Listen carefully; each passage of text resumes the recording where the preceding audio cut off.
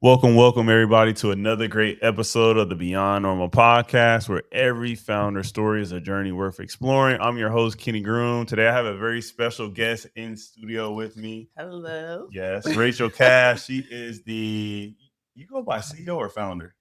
Founder and CEO. Founder and Yeah. CEO of Elroy. And what Elroy does is it is a first party data platform with AI driven insights and seamless compliance for organizations and for consumers. We're going to dive into that in a little bit. But without further ado, I just want to thank you for coming on the platform I today. appreciate it. It's Yes. awesome. Yes.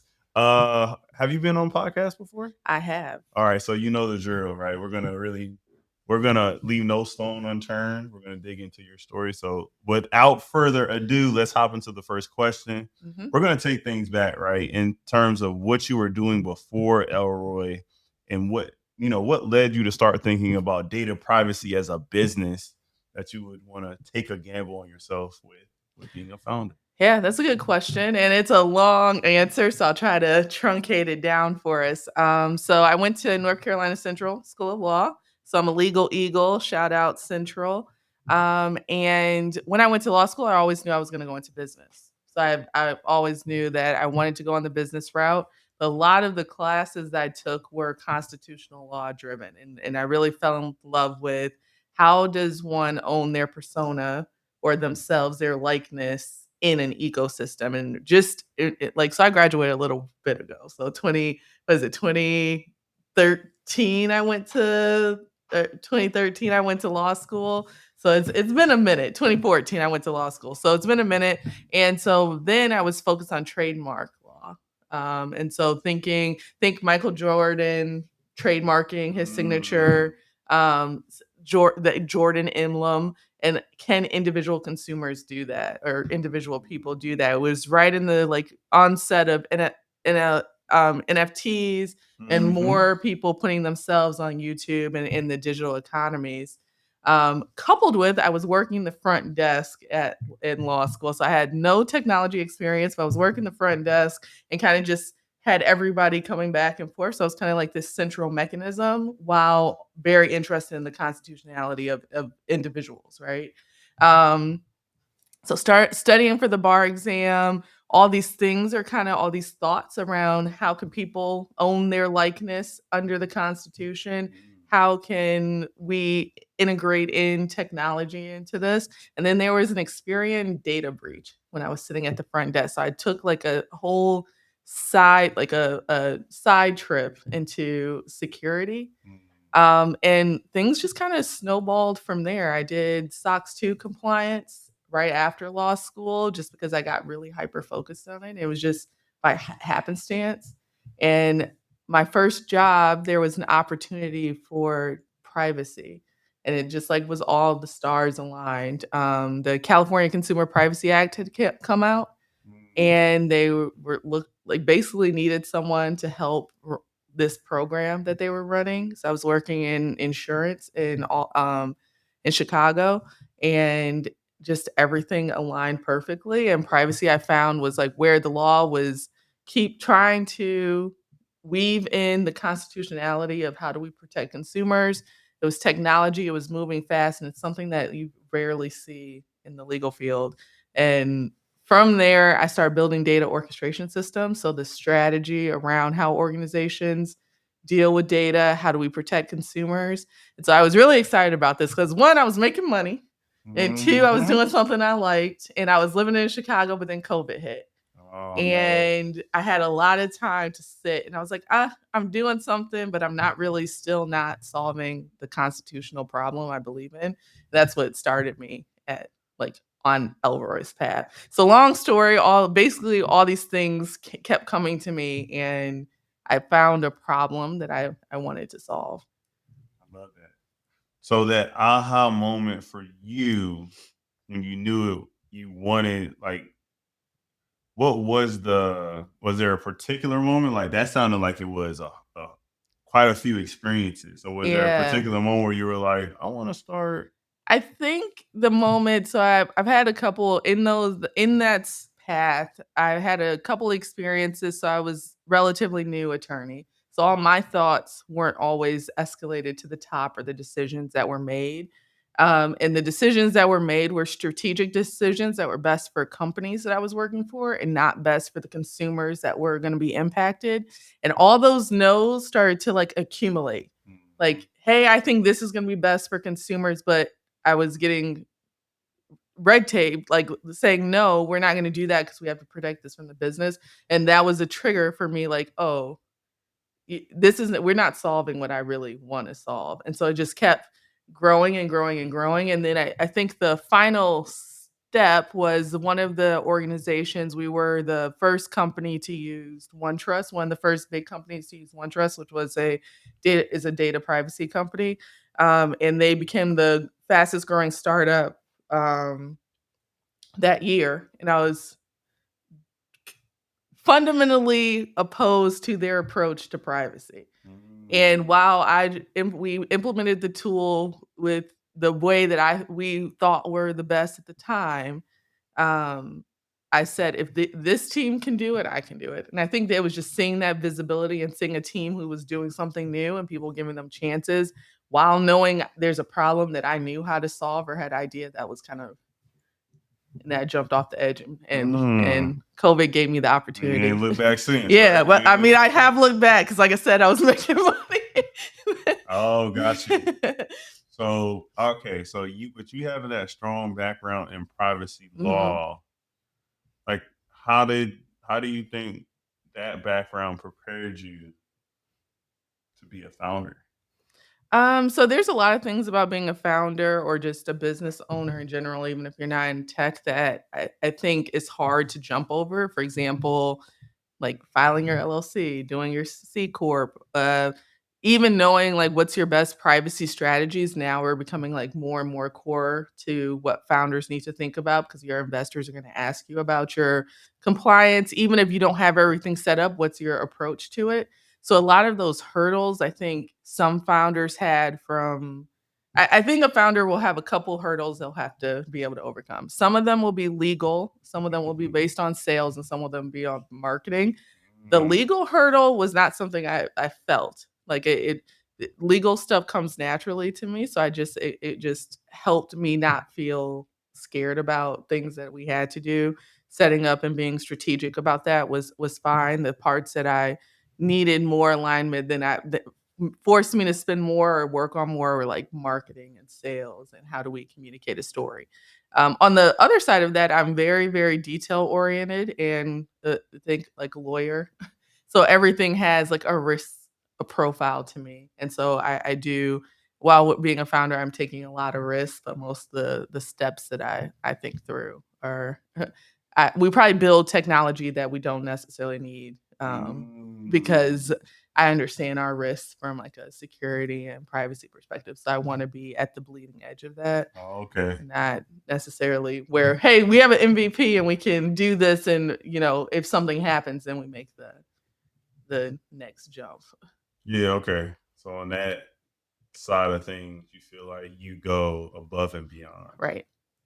Okay. That's which I'm sure my tech teams hate. I'm so sorry for anybody who's worked with me from a technology perspective. While I may not understand everything, I'm always like, hey, so here's that issue. Like, how do you know?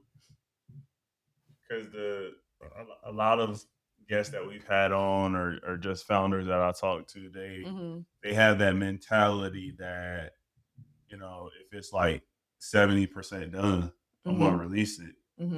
And then I'll figure out the rest. So like, how do you overcome? Yeah, that's a really good question. So yeah, the ability to not get so caught up in like it has to be perfect. So my perfection is more on the back end, things that you don't see. So how our data is being stored in our systems. I really believe in decentralizing data storage, consumers being able to delete their data on demand, having segmentation of our data in our environments, who we're using as a cloud provider at a time is really important. There's big debates. I know a lot of us startup founders do cloud or credit jumping, which I've been I like credits as well, but DigitalOcean is sometimes it has a little bit more risk then maybe you're using Amazon or like IBM, and it may be more expensive to you. So I think a lot of the stuff that I have lower risk tolerance on are more on the back end, or at least having the documentation that we can prove out. While on the front end, like, yeah, could you make, hey, you're logging into the platform and it may like do something funky and you still release it. Yeah, that's fine. I have like a lot of bandwidth for that. But some things, like from our data storage perspective, I don't have a lot of it. Yeah. Okay. So Now I hope this doesn't come back to bite me. Like no, someone's this like, is yeah, your let's test her. perspective. Let's test her system. Oh, got it. So I want to talk a little bit about a lot of startups now, a lot of companies now. You're in the privacy space. Mhm. I think of the word like trust. Like Yeah. you're trying to build trust with your like your end user, things like that. When you're a startup founder, you have to focus on your early customers. So I'm curious, like, how did you go about building trust with some of those early customers when it comes around privacy and data, which is not a sexy topic? Yeah. That's it, yeah, no, it's true. It's not sexy, and most of the time consumers don't care about it at all. Like when we talk to consumers, or when we first launched and was like, "Hey, we're a privacy product. You should, privacy is a right." No one cared. It did not speak to the core. So what we did have to go back and really interview our consumers and understand what they want to see in the next digital economy or ecosystem. Is it really important for you to own your data, or is it really important for you to have action with that data that you now own? And once we discovered it was important for them to be able to action their data and have that own level of control, that's when we start building out more features based on that. So like by that, what I mean by that is like we used to allow like automate you submitting your DSAR, so your data subject request rights. So you can ask any company for deletion or return of data. The company that, based on the regulations, they have to do that for you. Historically, nobody does that. Yeah, So nobody goes back and says, you're just not interested. And so what we found is that, okay, maybe you don't care to get access to all your data, but even right now, this is a podcast platform. Having access to your audience and their data would be really significant to you as a business owner. Do you have all that access, and where are all the places that you want it? That you being able to action that means more to you, and that's just us learning to build trust through understanding what the need is and how we can meet the need. And so, and second to that, we go to business owners and bring them onto our platform. And based on that institutional relationship, consumers typically trust us. So we know consumer marketing is expensive. So anybody who does it well, kudos to you. Yeah, I like that. And I think it's interesting because it's like you said, like we kind of give away a lot of we don't give it away, but we just scroll through, like when we download the app, we just as consumers scroll through all like the letters at the beginning, like, hey, like the fine print. Yeah. Like we just want to get to the action, but then there is power in me as a consumer being able to tell somebody how much they can do with my data. Right. Which I have a whole nother like long tangent I could go on of, like, I believe having to accept terms and conditions or like contracts of coercion. Like you don't have any power in that contract. So I don't think those should be legally binding. But I don't think anybody, like, I'm not taking on that fight, but it just seems like you can't force someone to accept everything. It doesn't seem fair. Yeah, that seems like a podcast. Yeah, but we digress. We digress. So I'm just like, you brought it up, and I was like, oh yeah, that doesn't seem right either. But and I think where we're going now, I'm curious your thoughts. Like when I think about data privacy, I feel like, me personally, I don't feel like we have a lot of that. Yeah. Right. And so I feel like it's increasing. And then alongside that, we have like something like AI, which is increasing as well. So I'm curious, like, how do you, like, are you thinking that you can use tools like AI to enhance the way like someone like me as a consumer or business can own their privacy a little bit more. Yeah. So as we enter into, so this is a great point. As we enter into the intelligence era, right, where we're more reliant on automations and AI, which require more real time data, I think we're kind of like at the right at the peak of like almost the .com boom, the same thing. And as human, like as us as humans, as we engage with technology, we have a very interesting position to take, and we have to make a choice, and that's kind of where Elroy is really trying to be. As you as a consumer, you use ChatGPT, for example, and you're just feeding it information. Eventually, and this is just the trend, we'll start using like our traditional internet searches less, and you'll start going to ChatGPT instead. And it will have a profile of you, and then do its own version of it. I forgot what the AI version is, but it's like AI optimization or something, the same as like SEO, but like pulling the right websites or the right answers to that specific to you. And so if we don't create ownership or like silos for individual consumers in this process, the existing big tech people will continue to move the machine forward, and without you being involved. So like you're a small business, but you're highly reliant on other companies helping you. Extremely reliant. Extremely Yes. reliant. Then you yourself as a small business that reliancy will continue. As a consumer, you are in contracts that are forcing you to give stuff without any control. So we will eventually get to places where you have no control and you're being influenced. So like even right now, I think we both, I'm gonna say we're around the same age, but so we grew up in the internet where the internet truly was the internet, right? Like right now there's algorithms, it tells you what you like, it tells you, and that will get more and more integrated into everything that we engage with if we don't manage controls. And the only way I'm thinking we can, my viewpoint is to manage controls is who has access to that data and who is giving access and who's revoking access. That's one of the ways I think we can put these controls in. So hopefully I answered your question. Oh, you did. You definitely did. You definitely you got me thinking too, like what exactly am I even like giving away?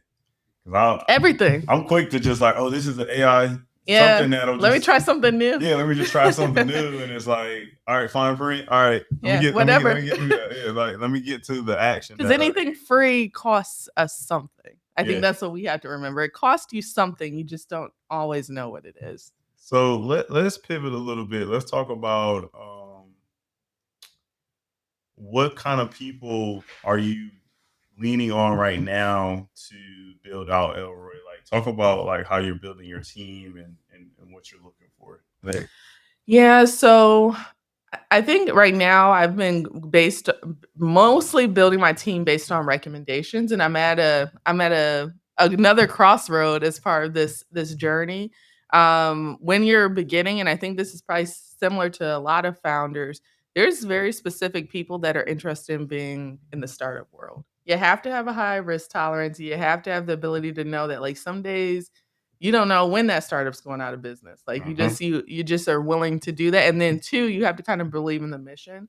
So we just recently, I would say just recently, I'm starting to be more focused on individuals who are looking to solve a really big really big complex problem and understand the nuances of that problem. And I think before I was speaking about my problem, the problems that we were trying to solve, and it was going through recommendations or people around me. And now I'm more so looking at areas where people are already solving or looking or addressing the problem, because we're in a complex problem state. And so again, the pivot now is not so much recommendations as more people who are more mission aligned, and I have more tolerance for what that mission alignment. I'll take more risk on them. So that's kind of where I've been looking for teams. So more in privacy, organizations, start to build up cohorts in the different like industries we're in. We have a couple beachheads. We're in healthcare, we're in education. So people who are very understand the nuance and the insights that need to drive change in those industries. So I'm being a lot more strategic about like who I bring on the team, and opposed to like people are just like, oh, you're doing something cool, I'm willing to and then you're frustrated because you're wasting you're wasting your time a little bit. That can be really frustrating. Yes. And Yeah. You've been through that. Yeah. You ain't gotta say I more. hate it You for ain't gotta say I no hate it for more. everybody. You ain't gotta say no more.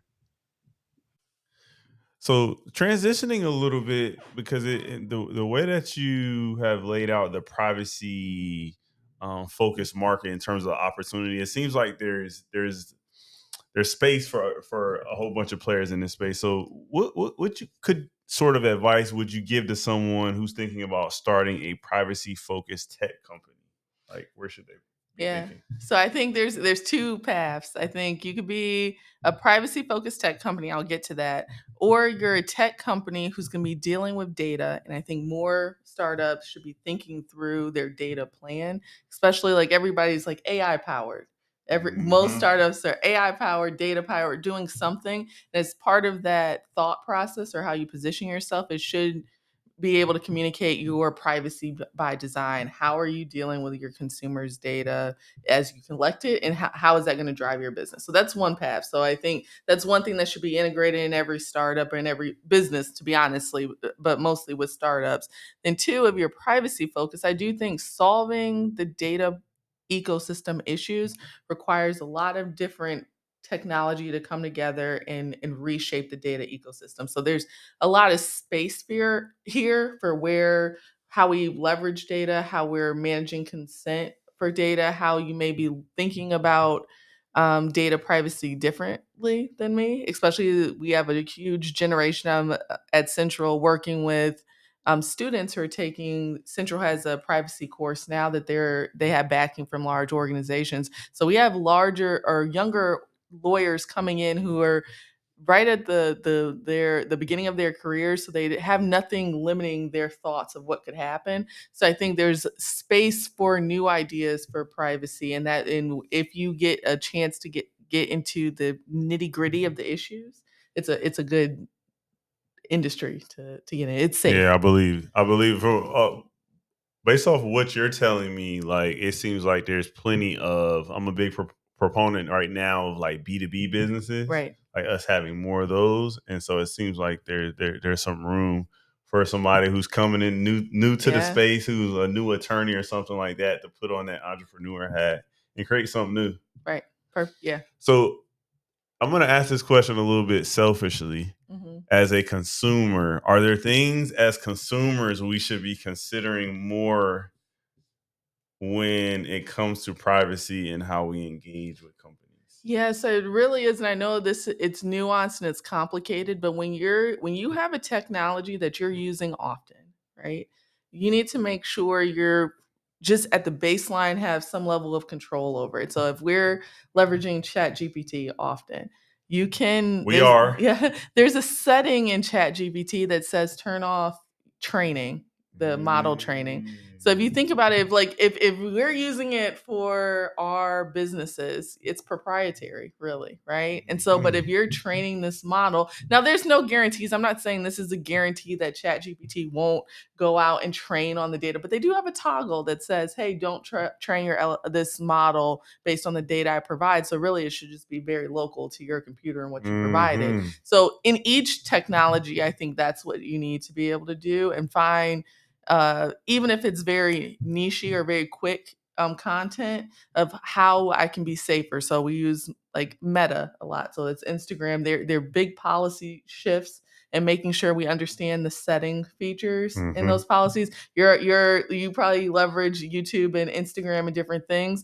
There's settings that let you be public, and then there's settings that's like, yeah, I want to save my searches. So that's how you get your like For You pages. But some of those you need to restart. So just really understanding the technology and where they're pulling your data from and making the controls that make sense for you. Because I do think controls are on a spectrum. Some people it will never matter how they own their data or what they're doing. If you want to contribute to the greater good of ChatGPT's model, great. But like for some people, if you're putting your proprietary ideas and trying to solve something, you may not want to do that. Yeah, that's fair. That is definitely. Especially those when it becomes tips. Like business IP. Yeah. And you're putting in some ideas that interesting. You got me thinking. Yeah. I use ChatGPT a lot. So like as soon as this is over, go toggle that. I'm like, do I have that toggle on or also? I'll definitely be checking that, but I appreciate you giving us that tip. And it definitely seems like there's just like a blurring of the lines where like what should we or shouldn't be putting into like the AI tools. And I Mm-hmm. don't feel like there's like a clear answer now. And for a lot of business owners who are you're wearing multiple hats, you're putting everything in there. Yeah. Like you're putting the essence of your business. So Yeah. it's And important to have some. it's funny because we're like, I think YouTube on July 15th will say create you can't have AI creators anymore. Yeah, I saw And that. so they're leading the I industry, but saw this that. we're going to start seeing this across industry. So like I think us Yeah. as individuals and creators should also be thinking through what are the rules that we think may impact us and how do we live with that, even if it's micro steps. And so a micro step would be, hey, you can't train on me, but for YouTube they're like, oh yeah, we're not going to let you compete, your platform compete with someone who's just like an AI Yeah. version or like something that's not human. Make well, a human will make money off of them, but it's Yeah. like trying to limit that, and they're like at this front edge. But I think we also should be at the front end of micro steps that we each should be doing. Yeah, that's a good point. And I did see that YouTube announcement. It's really interesting because like and then it plays into like monetization Yeah. and all these things. And it's like who's supposed to be getting paid Mm-hmm. off of there's probably pages with like 100 million views and it's just like either AI generated or it's like really basic stuff like sleep music. Yeah. And it's like And then what's blurring the line? What's going too far? Like, what is the difference between me having a automated voice or AI voice say something, and we have like these quote yeah. videos that's no one's engaged with. It's just the quote video versus Hmm. us saying, "Hey, what should I talk about in this session? Like, where's the line?" So again, it's on a spectrum, but I think we are at a unique place, even in our own businesses, to decide what's the line for our communities, the cultures that we're going to be, the culture shifts that we're driving, and it's our responsibility to be like cognizant of And that. so we're in the moment now when it comes to specifically data privacy, like where the change is rapid, regulations or lack thereof, Mm-hmm. or like conversations are being had. So since we're in the moment now, I feel like the end has got to be on the horizon. So I Yeah. guess like, what do you see in like the next 5 years? Like, how does this play out in your view? Yeah, so I hope I'm wrong, but I do think AI and the access to data will drive a reduction in the human workforce. Mm-hmm. I hope that we replace those jobs with other jobs, but I don't right now see that as the trend. So the vision for us at Elroy is that if a human can own all their data instead of these companies, that individual consumer can get paid from their data and bridge that gap of lack of fund money that we will see in the reduction of the workforce. That's really where we're looking in is gig economies will shift, actual workforce economies will shift as well, our traditional workforce economies. If we can replace that with like your only, as a human, your only renewable resource current state is your data. That, and so if we can shift that to say like, okay, you own it and now you can share it, Mm-hmm. like and feed this digital economy going forward, then that's what we're trying to do. But I do think the foundation of that is based on privacy. Like your right to do this is based on privacy, and if we don't focus on the privacy part of it, then we won't get that right. So I don't. Again, I'm hoping that like like 50% of the workforce won't get replaced by like a robot, but like inevitably, I think that's the path we're on from an innovation Yeah. perspective. We don't do the things we used to do anymore as we automate, and that's just industry. So Mm. that's what we're Oh yeah, looking at. that's really. I, I don't know like which side I'm on yet. I Mm-hmm. feel like naturally, if there's all this automation and efficiency, we should be working less. Mm-hmm. But then to your point, like the extreme of that is to be like, hey, like you can work less, you can work 0 hours because we don't need you. Yeah. And Like so less goes to that zero yeah, because you let's go to I zero. can't pay you. And And so yeah. yeah, that's the part where I don't Now everybody says that this isn't happening. All the studies say that they're not going to do this. We can't. But like if we look at the trends, like McKinsey has laid off Hmm. their BAs and their junior Hmm. consultants. They say those jobs can be replaced. That is something that's across, like, agnostic to industry. Lots Yeah. of things could be automated, or we have enough information to let someone. Yeah. And then what remains is, I think what remains afterwards is a question, because it's like those could be the jobs that aren't necessarily where people want to go. Like there's no creativity in the job, and Mhm. maybe like certain aspects are like Mhm. it's a heavy topic. So I want to segue, right? So when you're not building like Elroy, right, Mhm. and having these really nuanced, deep conversations on data privacy, Yeah. what do you do to recharge? I learned new skills. Okay. So I think, and I don't know if this is probably like a bad path for startup founders, but this is my path. I know that being a founder is hard, and we are climbing up a mountain, which half the time we're sliding down. Like, so you climb up 3 steps, you're gonna slide down 4 usually. Mhm. So I'm an activity girly. So I'm in Oh. a private pilot's license, learning to surf, like golf lessons, anything You can't that's, sit still. no, basically no. Okay. If I'm sitting too long, I'm like, I have a lot of space in, like, time is my enemy. Like it just is too Got much it. time. So that I will do physical activities to to make myself feel better. So that's what sews into me. Mm. Like learning that, like it's like I feel like they're like patches, and that's how I take life. Like everything is like a new little Girl Scout patch that I Got get. it. So Got it. I'm just trying to collect them all. All All right, the there's nothing wrong with skills. that. There's nothing wrong Yeah, with all that. the Like skills. being active, being outside, Yeah. especially in the time we're in, we just have so many devices, and it's like easy to not go outside. But Yeah. then there is value still in like going outside, and like, you know, our elders used to say like go outside and touch grass. Like Yeah. just go out, be with outside of the devices, be with your thoughts.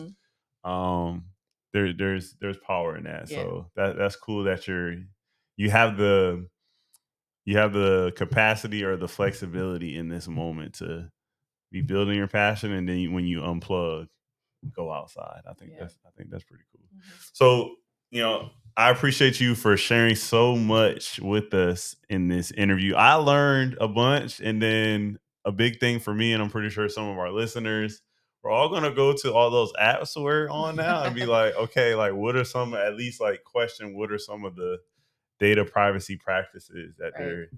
they're Yeah. implementing now? Because again, folks, like I said, I pretty much, if there's an app I want, I'm just signing up for it, and I'm clicking through the sheets in order for me Mhm. to do the final accept of those terms. But you definitely got me thinking, and I'm excited actually for this space now that after having this conversation with you, because there are layers there, and that where those layers lie, I think again there's opportunities for folks in the B2B space specifically. There's Yeah. nothing wrong with consumer, but B2B I think is where there's going to be a lot of growth. So tell our listeners, how can they connect, keep in the loop on Elroy and all the things that you're doing. Yeah, so we're at Elroy, ELROI.ai is our website. You can connect with us on Instagram. It's Elroy underscore AI on Instagram. So we're easy to find. Just as a little tidbit, Elroy is named after the Jetsons. So I was about the to son ask you where that. Elroy, yeah. Oh, But even though you're dating both of us right now, but I got excited when you said that. yeah. Like that's the name. That is. Yeah. I used to watch the Jetsons on Boomerang, so that's where it came from. Don't say you used to. I used to. We used to watch We used the to watch the Jetsons. Jetsons on Oh, that's Boomerang. dope. Yeah, so that's where it came from. That's amazing. Well, I appreciate you for giving our viewers that, and they know where to go. Lasting thoughts. I always give it to our guests. Like, what do you want our listeners to take away as the final thought from this conversation? I think just like one of the things I think often I talk to my friends about a lot is that I think a lot we as humans share ideas. And a lot of us have collective ideas, and the person who has the most resilience and the vision are the ones that get their ideas forward. So if you have an idea, you're looking to solve a problem, I think it's okay to talk to everybody about it. You'll probably get a lot of people, you'll meet somebody who had the same idea. What's the difference here is like either can you partner or how long can you work on it to get it done, because that's just it, who gets it to the finish line. And I think we get discouraged specifically in our community about our ideas, and we think people are taking them. And I think like God probably gives lots of people these ideas. It's just whoever has the resilience to Yeah, I move like forward. that. I like that. Founders got to be resilient nowadays. So, what a way to close us out. Thank you again, Rachel, for coming on and sharing your story and giving us some lessons on data privacy. For all the listeners out there, thanks for tuning in to another great episode of the Beyond Normal podcast. Peace.